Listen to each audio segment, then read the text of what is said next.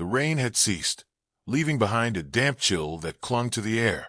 Samantha stood at the edge of the muddy auction yard, her boots sinking slightly into the softened earth.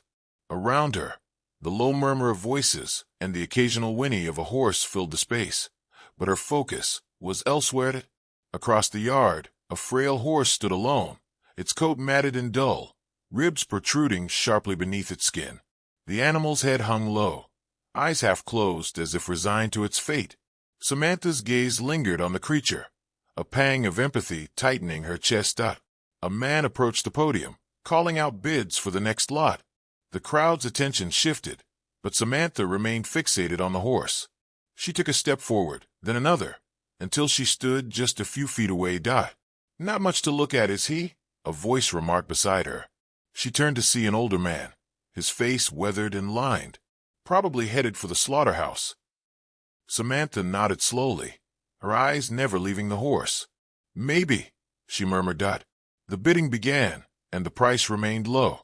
No one seemed interested in the emaciated creature. Samantha's heart pounded as she raised her hand.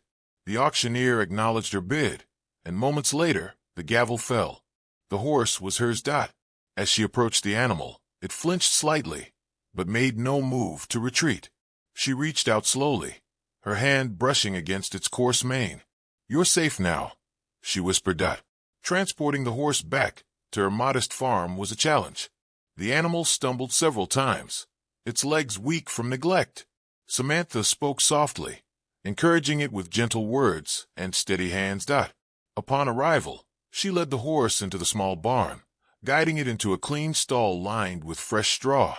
The horse stood motionless, its eyes scanning the unfamiliar surroundings.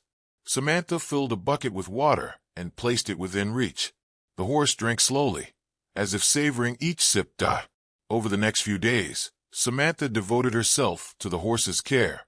She cleaned its wounds, provided nourishing food, and spoke to it with a soothing voice. Gradually, the animal began to respond, its eyes growing brighter, its movements more confident. One morning, as she entered the barn, the horse nickered softly, a sound that brought a smile to her face. She approached, running her hand along its neck. "You're looking better," she said. "Stronger." She decided to name the horse Chance, a reflection of the opportunity they both had for a new beginning. As the days turned into weeks, their bond deepened. Samantha found solace in the routine, a sense of purpose that had been missing from her life. One afternoon, while tending to the garden, a neighbor stopped by. "Heard you bought that old nag from the auction," he said. "What are you planning to do with him?" Samantha looked up, wiping her hands on her jeans. "Give him a chance," she replied simply. The neighbor chuckled. "Well, good luck with that." He walked away, shaking his head. Undeterred, Samantha continued her work. She knew the road ahead would be challenging, but she was committed to giving Chance the care and attention he deserved.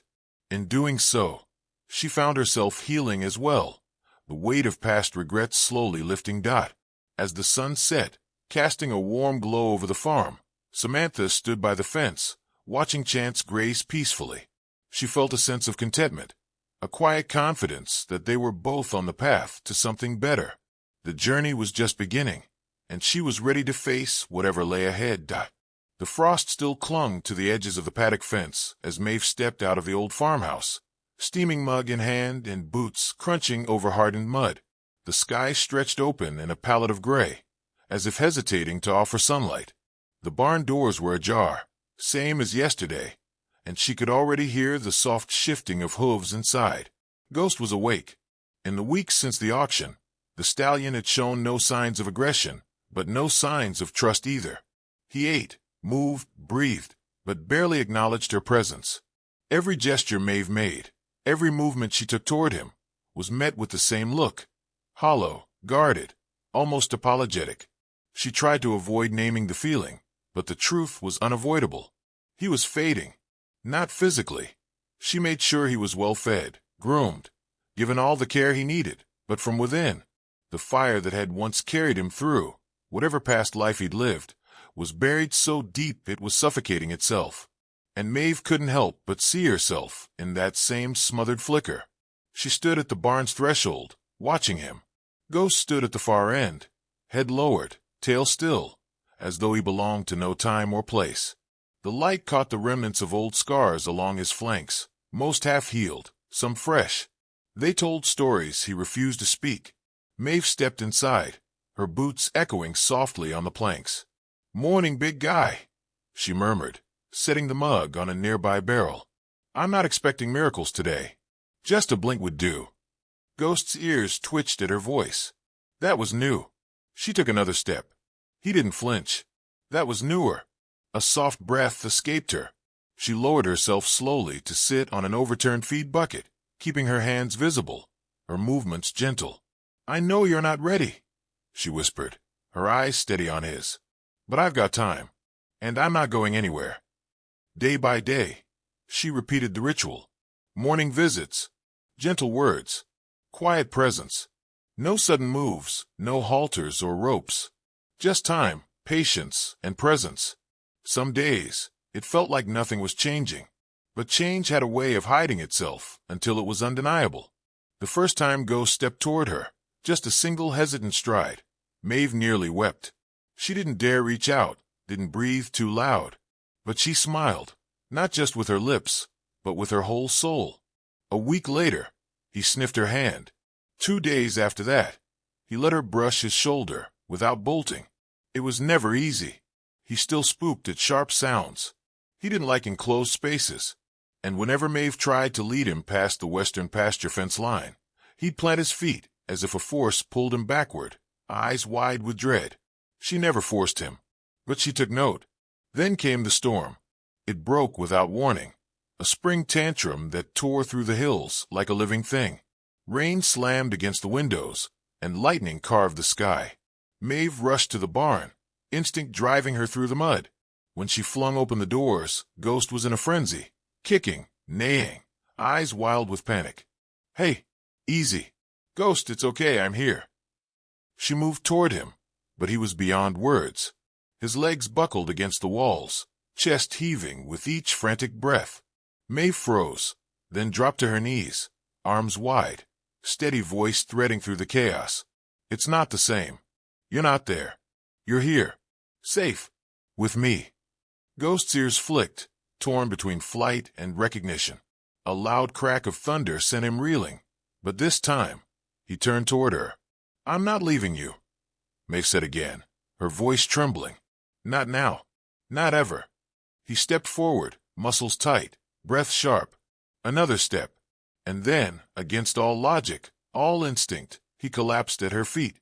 Maeve's breath caught as she cradled his face in her lap, her trembling fingers brushing his soaked forelock. His body shivered under her touch, but he didn't pull away. She stayed there long after the storm passed, whispering to him, letting the silence between thunder and heartbeats speak louder than any promise. That night marked the first time he followed her back to the house. Not into it. He stopped at the porch, but he stayed there until dawn, resting in the shelter of the overhang, as if anchoring himself to her presence. Spring bled into early summer. With each passing day, the stallion changed, not just in muscle or coat sheen, but in spirit. He responded to his name now. He leaned into her touch. He allowed the saddle to rest across his back, though she hadn't yet ridden him. It wasn't time. Trust, once broken, had to be rebuilt with care. But people began to notice. The feed store clerk, who had seen her lead Ghost into town for the first time, called him a different horse altogether. The neighboring farmer, once skeptical of Maeve's auction pity project, offered an apology and a free load of hay. And Maeve, she started to believe, not just in Ghost, but in herself again. She had been so sure she was done. Done with dreams, with plans, with effort. But here she was, waking early, working late, sketching barn renovations on napkins like a child with secret. Ghost had changed her. Or perhaps he had reminded her of who she used to be, before life unraveled. Then came the envelope. It arrived on a Tuesday, unmarked except for her name. Inside was a flyer, an invitation to the Heartland Reclaim Trials, a regional event, not a competition in the traditional sense, but a showcase for rescued horses. Animals once deemed worthless now had a stage to prove their resilience, their spirit, their transformation. Maeve stared at it, breath locked in her chest. The event was 2 weeks away. It wasn't about winning. It wasn't about applause. It was about showing the world what second chances looked like. She placed a flyer on the table and looked out the window, where Ghost stood beneath the shade of an elm, flicking his tail lazily in the breeze. "You think we're ready?" she asked softly. He lifted his head, as if answering her silent call. And for the first time, Maeve didn't feel alone in her hope. Training began the next day. Nothing intense, nothing forced. Just structure, routine, patience. She walked him through mock obstacle courses, practiced loading into trailers, worked on desensitizing him to crowds, flags, and applause sounds played through an old speaker. At first, he balked, froze, flinched, but he never bolted, and Maeve never pushed too hard. Each time he succeeded, no matter how small, she celebrated like they'd climbed Everest. A step through a tarp, a pass beneath fluttering flags, a steady halt at her voice. It all mattered. On the final night before the event, Maeve sat with Ghost under the stars, her hand resting against his withers. "I don't know what tomorrow holds," she whispered, "but I'm proud of you, no matter what." Ghost nudged her shoulder gently, his warm breath brushing against her cheek, and Maeve smiled, because for the first time in years, she felt the future breathing with promise. The morning of the Heartland Reclaim trials dawned with a sky of soft gold and lavender, the kind of light that whispered promises rather than shouted them. Maeve stood beside Ghost, her hand resting gently on his withers, feeling the steady rhythm of his breath beneath her palm. The fairgrounds buzzed with activity, trailers unloading, horses nickering, handlers calling out, but within their shared space, a calm enveloped them. Maeve adjusted the simple leather halter, its worn edges a testament to the journey they had undertaken together. She looked into Ghost's eyes, finding not the haunted emptiness of months past, but a quiet strength that mirrored her own. As they entered the arena, the crowd's murmur softened into a hush. The announcer's voice echoed, introducing each participant with reverence. When Maeve and Ghost were called, a ripple of recognition passed through the spectators, some recalling the broken stallion from the auction, others curious about the transformation that had brought them here. The course was designed to test trust and communication, weaving through cones, stepping over tarps, pausing at marked spots. Maeve led Ghost with a loose lead, her cues subtle, her confidence unwavering. Ghost responded with grace, his movements fluid, his focus solely on her. At the final obstacle, a narrow bridge flanked by fluttering flags, Ghost hesitated. His ears flicked back, muscles tensing. Maeve paused, offering him a moment to assess. She whispered encouragement, her voice steady. Ghost took a tentative step, then another, until they stood at the center of the bridge. A gust of wind sent the flags into a frenzy, but Ghost held his ground, eyes locked on Maeve. When they completed the course, the arena erupted in applause. Maeve hugged Ghost's neck, tears glistening in her eyes. It wasn't about winning. It was about the journey, the bond forged through patience and unwavering belief. Later, as the sun dipped below the horizon, casting long shadows across the fairgrounds, Maeve and Ghost stood together, watching the sky. The trials were over, but their story was just beginning, a testament to resilience, trust, and the transformative power of second chances.